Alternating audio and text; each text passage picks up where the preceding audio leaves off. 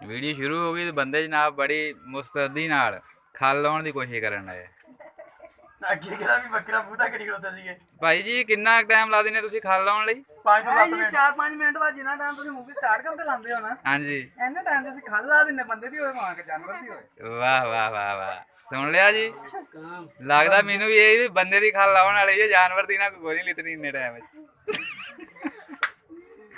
ਬੰਦਾ ਵੀ ਜੀ ਅੱਛਾ ਭਾਈ ਜੀ ਆ ਜਿਹੜੀ ਥੱਲੇ ਗਾਲ 'ਚ ਰੱਸੀ ਲਮਕਣ ਡਈ ਹੈ, ਇਹਦਾ ਵੀ ਕੋਈ ਫਾਇਦਾ ਹੈ ਨਾਲ? ਹਾਂਜੀ, ਇਹ ਪੈਰ ਦੇ ਉੱਤੇ ਰੱਖੀ ਦੀ ਆ। ਇਹ ਖਲ ਨਾ ਬੰਨਣੀ ਹੈ ਜਾ ਕੇ। ਅੱਛਾ ਅੱਛਾ, ਖਲ ਬੰਨਣੀ ਹੈ ਨਾ, ਠੀਕ ਆ ਜੀ, ਠੀਕ ਆ। ਅੱਛਾ ਭਾਈ ਜੀ, ਆ ਜਿਹੜਾ ਉੱਪਰ ਤੁਸੀਂ ਆ ਗਾਡਰ ਜਾਂ ਇਹਦੇ ਇਲਾਵਾ ਅਗਰ ਦਰਖਤ ਹੋਵੇ ਤਾਂ ਉਹਦਾ ਵੀ ਲਟਕ ਸਕਦੀ ਆ? ਨਹੀਂ, ਖਲ ਟੱਕੋ ਟੱਕ ਕਰਦੀ ਆ। ਕਿਨੇ ਇਧਰ ਵੇ ਆ ਦੇਖੋ ਜੀ, ਆ ਜਿਹੜੇ ਜਿਗਰ ਮਾਣੀ ਕਿਦਾਂ ਮੈਂ ਬਜ਼ੁਰਗ ਕਸਾਬ ਆ ਨਾ ਜੀ, ਜਿਨ੍ਹਾਂ ਨੂੰ ਕਹਿੰਦੇ ਆ ਮੌਸਮੀ ਕਸਾਬ ਵੀ, ਉਹ ਖੁਦ ਹੀ ਦੱਸ ਰਹੇ ਆ ਔਰ ਬੜਾ ਫਖਰ ਮਹਿਸੂਸ ਕਰ ਰਹੇ ਦੱਸਦੇ ਹੋਏ। ਕੀ ਦੱਸ ਰਹੇ ਜੀ? ਮੈਂ ਖਾਲ ਟਕੋ ਟਕ ਕਰਤਾ। ਯਾਰ ਸਾਡੇ ਕੋਲ ਟਾਈਮ ਟੱਕੋ ਟੱਕ ਹੋ ਜਾਂਦੀ ਕਿਸੇ ਖਲ। ਹਾਂਜੀ,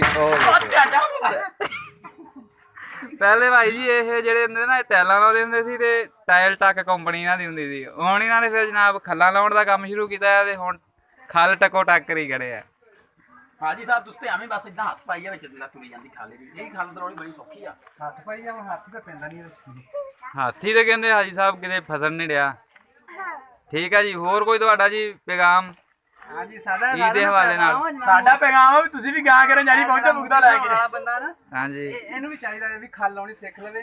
ਹੁਣ ਤੱਕ ਲਵਾਉਂਦਾ ਹੀ ਆਇਆ। ਅੱਛਾ ਜੀ, ਠੀਕ ਆ ਜੀ। ਸਾਰੇ ਦੋਸਤਾਂ ਵਾਸਤੇ ਕੋਈ ਪੈਗਾਮ? ਇਹੀ ਕਿ ਆਪਣੀ ਆਪਣੀ ਗੱਲ ਆਪੇ ਲਾਉਣੀ ਸਿੱਖੋ, ਸਾਡੇ ਨਾਲ ਸੋਚਿਓ। ਅੱਛਾ ਠੀਕ ਆ ਜੀ, ਅੱਲਾ ਹਾਫਿਜ਼।